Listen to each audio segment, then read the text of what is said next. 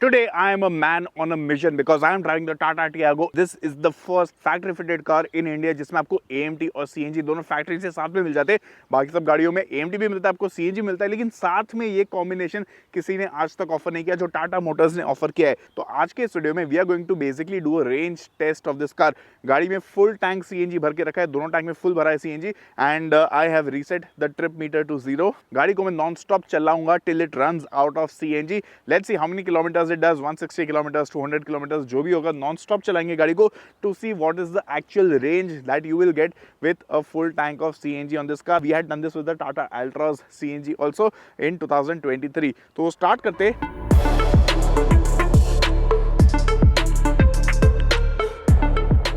completed 25 kilometers of driving the Tata Tiago CNG and इसका fuel needle में से एक बार ऑलरेडी कम हो चुका है फ्यूल मीटर से। ये बात मैंने 2 साल पहले भी बोली थी when I drove the Tiago CNG manual for the first time and last year when I drove the Altroz CNG manual for the first time that Tata has done the tuning very nicely. मतलब petrol पे चलाओ या CNG पे चलाओ गाड़ी, आपको ज़्यादा कुछ फर्क फील नहीं होता and you know the engine feels more or less the same in both the fuel modes. तो कुछ गाड़ियों में हम लोग ने देखा है आफ्टर मार्केट किट्स में specially that you know when you drive on petrol and then when you switch to CNG the car starts feeling underpowered, at least 10-20% उसमें लॉस हो जाता है। इसमें you do not feel that thing, of course the car makes lesser power and torque on CNG compared to petrol, but you don't feel that in day-to-day drivability, so that is something which I really liked. So I've been driving the car in city traffic for the first 25 kilometers and the car just feels so smooth to drive. मतलब मुझे easy लग रही है गाड़ी चलाने में and you know it doesn't feel strained when you drive it on CNG। तो ये बात काफ़ी अच्छी है and the AMT it is doing its job well. Of course it is not the quickest AMT around. Hyundai का AMT मुझे ज़्यादा अच्छा लगता है in terms of smoothness, but I think Tata has improved this compared to the previous iterations। तो इसमें आपको lag जो फील होता है AMT का, जो शिफ्टिंग के टाइम जर्क होता है वो थोड़ा कम हो चुका है इसमें। So it again feels you know more smooth compared to before। तो yeah, definitely I think drivability is top notch with the Tiago CNG and let's see, we'll find out more about the car in the next I don't know how many kilometers, but I'll keep driving this car जब तक fuel खत्म नहीं होता।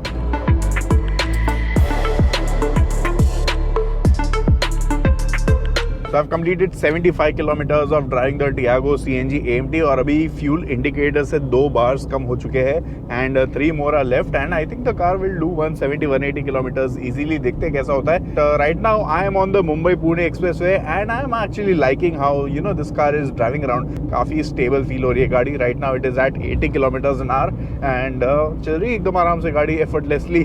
I overall like the stability of this car। जो steering में feel आपको मिल जाती है वो काफ़ी अच्छी है। The comfort from the driver seat is probably 8 out of 10। I would cut 2 marks for under thigh support because वो थोड़ा better होना चाहिए था because I'm a very tall person so I need that extra support over there।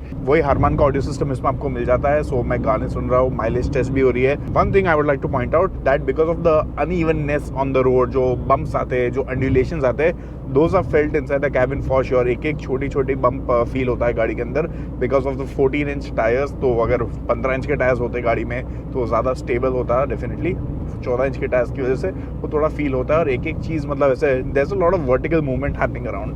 Apart from that I think no complaints on the drivability front. The AMT as I mentioned in my previous update it is quite smooth। जब आपको overtake करना है किसी को highway पे, थोड़ा you go fast on the throttle, you go heavy on the throttle। Now let's wait for the AMT to change gears। अभी 3rd gear में है गाड़ी at the red line।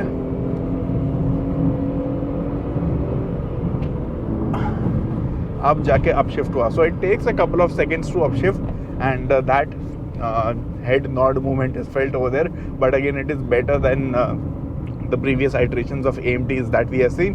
तो वो काफ़ी अच्छा है। खाली वो है कि सडन ओवरटेकिंग अगर आप करोगे तो वो आपको थोड़ा प्लान करना पड़ेगा। That is what I felt after driving the Tiago so much।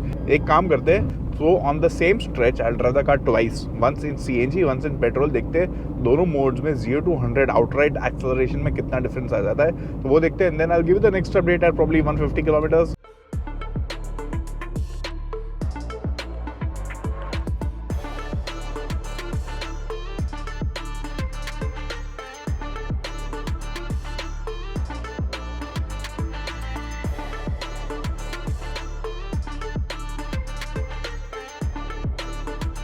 Completed 125 kilometers of driving the Tiago CNG and now I'm getting off the expressway and heading back inside the city limits. So we are going to encounter a really bad patch of roads right now, थोड़ा आगे जाके, and उस पर थोड़ा मतलब आपको अंदाज़ा दूंगा राइड क्वालिटी का. But otherwise the Tiago has been a nice companion for a budget hatchback. It does the job really well. It rivals the Swift and the Grand i10 Neos. Swift is a lot more fun to drive. Of course, the feel is much better on the Swift. The petrol engine is also better on the Swift. But उसमें CNG, AMT ये दोनों का combination आपको नहीं मिलता. And same is the case with the Grand i10 Neos. उसमें भी आपको smooth engine मिल जाता है. Because the Swift and the Grand i10 both of them have 4-cylinder petrol engines. इसमें आपको 3-cylinder engine मिल जाता है. So those engines are smoother. But दोनों में आपको CNG के साथ manual ही मिलता है या फिर AMT के साथ आपको normal petrol मिल जाता है. And in terms of fit and finish, Grand i10 is the best in the segment, followed by the Swift and the Tiago. But Tiago has a stronger build quality and इसको 4-star की rating भी मिली है जो उन दोनों को नहीं मिली है. In terms of reliability and service, those two cars are slightly better. In fact, a lot better because of course things could be better over here with Tata Motors. But जो Tiago है ये इतने साल से market में, it has become a very sorted car now. तो वैसे reliability का कोई कंसर्न होता नहीं है गाड़ी में. This particular car does have some panel gaps here and there, but overall generally Tiago owners don't have major reasons to complain. And yeah, of course no aftermarket kit can come close to a factory finished kit, factory fitted kit. That is what I would like to say. तो गाड़ी की drive continue करते हैं. हम back on the expressway right now. छोटा सा एक turn ले लेंगे वापस यहाँ पे and go inside the city. थोड़ा ट्रैफिक में चलाएंगे. We still have 2 bars of CNG left over here and 128 kilometres चलिए गाड़ी अभी. तो आई थिंक 175-180 हो जाएगा आराम से, which I think is really nice. तो चलो कंटिन्यू करते हैं drive.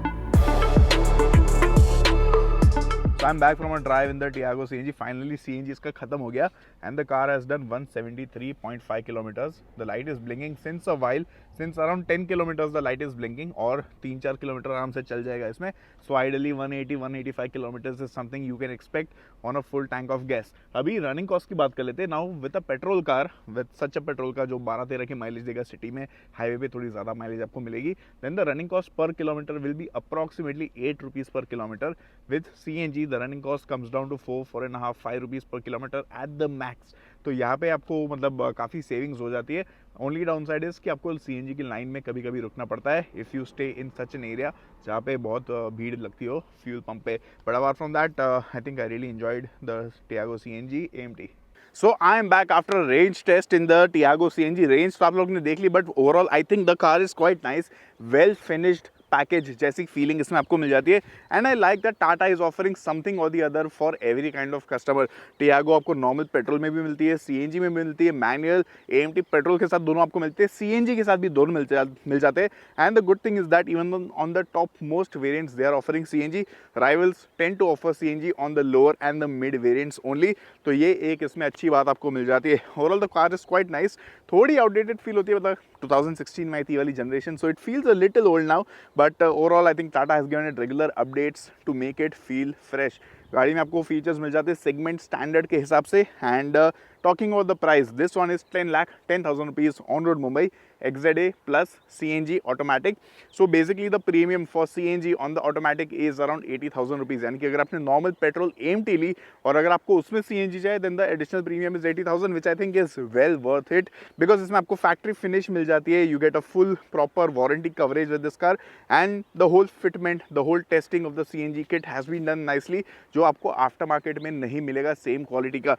So that's about it from my side. कैसी लगी आपको Tiago CNG AMT बताओ नीचे कमेंट सेक्शन में.